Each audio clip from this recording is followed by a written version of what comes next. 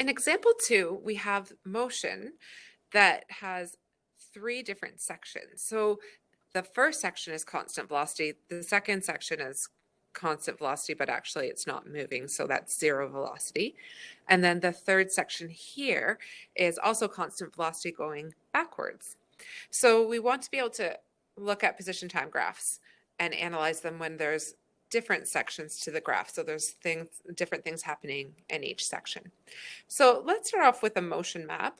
If I'm going to take this and plot a motion map, what I want to do is take where it is each second and do a dot, plot a dot on my motion map.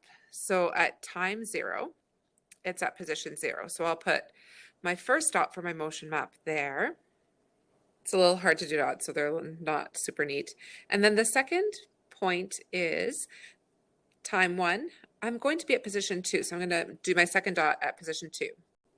Then my third dot is going to be at position 4. So that's when it's 2 seconds. So I started 0, 1, and 2 seconds. I'm going to be at position 4. So I'll do another dot there. And I'm just going to stop here for a minute and draw my arrows. So I started at 0, time 0, and went forward. And at time 2, I'm at 4 meters. Now when I'm at 2 seconds, the object actually doesn't move. So from 2 to 3 seconds, it's staying at 4. So what I need to do is put another dot here, and I won't show an arrow because it's not moving. So at 2 seconds, it was right here at 4 meters, and then it's also going to be there at 3 seconds. So I'll do a second dot. I can't do it right on top. I'm just going to do it above so that we can see there's 2 dots in the same spot. Now, from 3 seconds and onward, so when I plot 4, it's going back towards 0. So at 4 seconds, it's going to be at 3. At 5 seconds, it'll be at 2. So I'm going more slowly going backwards. And then the next point is going to be at, so I've plotted 3 and 4. So now I'm going to plot my 5th second is going to be at 2.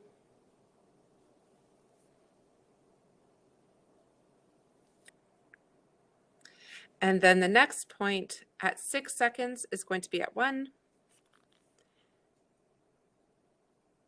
And my last point will be at 7 seconds when it goes back to 0. And I can put arrows in on the way back as well.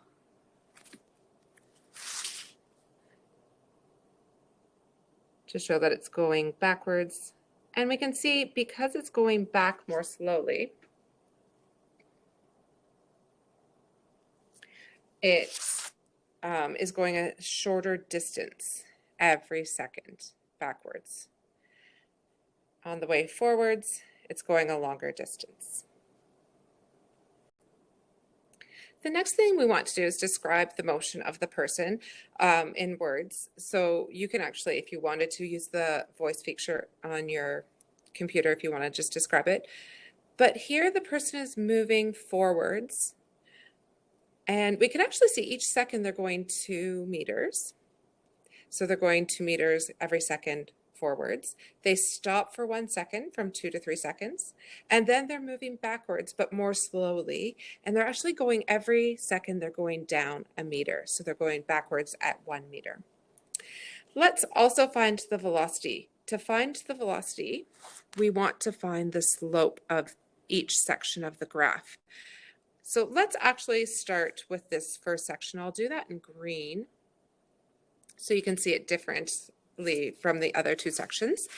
So I'll do this one as a calculation, and then I'll show you a shortcut for slope. So we want to pick 2 points and write the coordinates of those points. So make sure you write the x first and then the y. So that point is 0, 0. You can pick any 2 points. I'm going to pick the last and the first one of that section. So that first one is 0, 0. The second one is at time 2 seconds. So that's my x, 2. And then my y is 4. So that should be 2, and 4 as my point. So then I can find that slope by subtracting the y values and dividing it by the two x values that are going to be subtracted. So this is 0.1 and this is 0.2.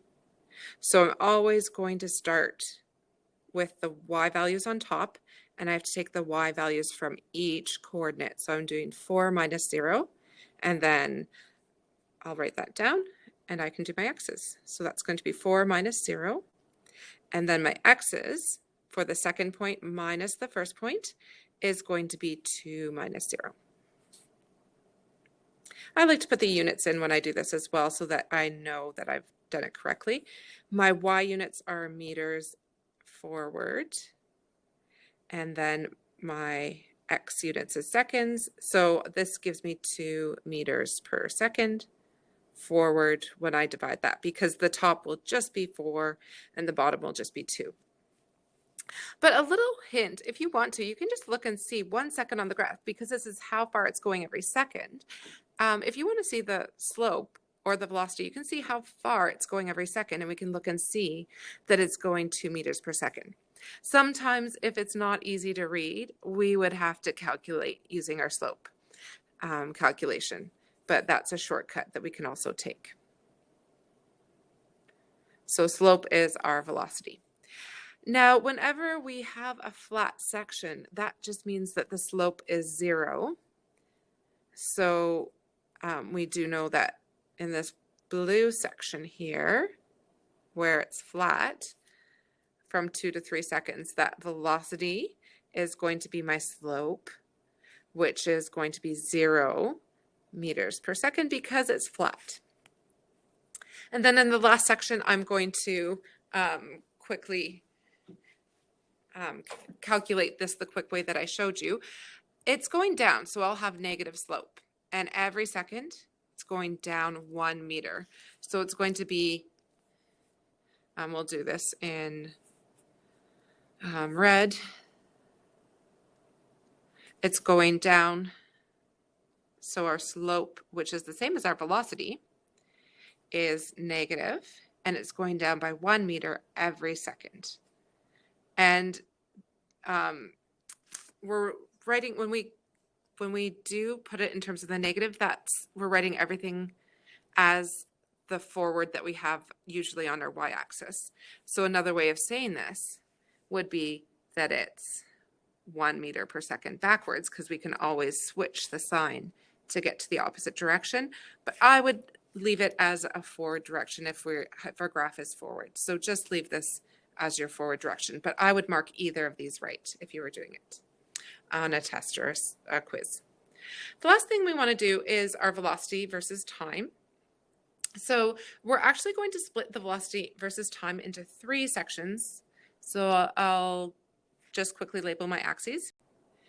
And for the first section, this green section, I'm going to write that slope is my velocity. So for that whole 2 seconds, so from 0 to 2, that's going to be my green section. And I'm going to have it as constant velocity at 2 meters per second. So it's like we did velocity when we just had one line, except we'll have to do the 3 sections and draw them on the 3 different points. So from 0 to 2, that velocity is always at 2. So we're just going to show that constant velocity there. And I would just draw a horizontal line to show that section. Then when we get to this 2 to 3 seconds, just that 1 second in there, the velocity is 0. So we're going to draw a horizontal line at the 0 mark. I'll draw it in blue so you can keep track of these. So just the 2 to 3. And then from 3 all the way to 7, the velocity is negative 1 meter per second forward. So we're going to do that red from 3 to 7 as negative 1, which is a little bit hard to squish in here, but I'm going to do that here. So that should be negative 1.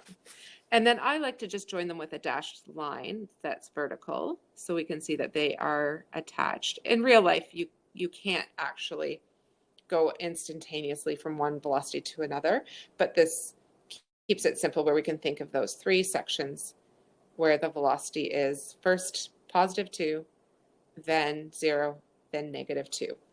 I often will simplify and just put velocity in time, but the proper unit would be velocity and v, and it's in meters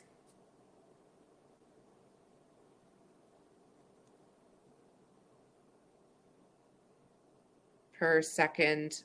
And we have to do all of these in the forward direction. We can't do half of these and these velocities in the forward or the backward direction, so that's why we have to keep that negative. And then the x-axis would be time in seconds.